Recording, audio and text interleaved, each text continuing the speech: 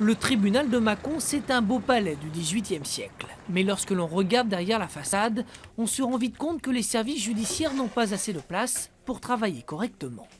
Alors le contentieux effectivement est volumineux, vous le voyez, les boîtes d'archives s'entassent et le tribunal surtout est à l'étroit en termes de bureaux et d'espaces de réunion et de salles de travail qui permettraient effectivement d'avoir des espaces de convivialité puis de travail sous forme de salles de réunion. Les lieux sont tellement exigus que certains services sont logés ailleurs dans la ville.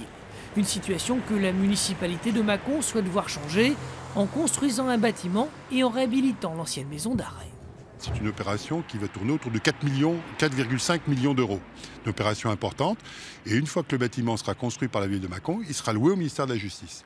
Donc le ministère de la Justice fera une opération financière pour elle acceptable, puisqu'elle ne paiera pas plus de loyer à la ville de Mâcon qu'elle ne paye à l'heure actuelle pour louer différents bâtiments pour ses services à l'extérieur du palais de justice.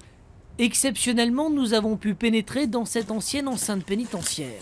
C'est par une petite porte que l'on y accède. Les lieux sont abandonnés depuis 1991 sans électricité ni chauffage. Le bâtiment construit dans les années 1815 est en souffrance. Entre les grilles et les escaliers étroits, on découvre cependant quelques pièces atypiques, comme cette chapelle, vouée à disparaître. De ce que l'on entend, mais tout reste à faire. Les plans sont encore en cours, il y a des discussions qui ont démarré, ça c'est la bonne nouvelle. La logique voudrait que tout disparaisse. Certains seront un peu tristes de la disparition de ce site historique, mais l'essentiel aujourd'hui, c'est de faire un projet qui tienne la route et qui soit rationnel. À terme, une centaine de personnes travailleront ici.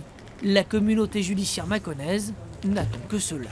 Cette création, à la fois, va marquer l'importance des institutions judiciaires sur Mâcon et va les rendre beaucoup plus visibles. Et puis, évidemment, c'est un bel outil de travail, sans doute, qui nous attend et qui va faciliter les relations entre les avocats et les juridictions, et j'espère aussi pour le plus grand bénéfice des justiciables.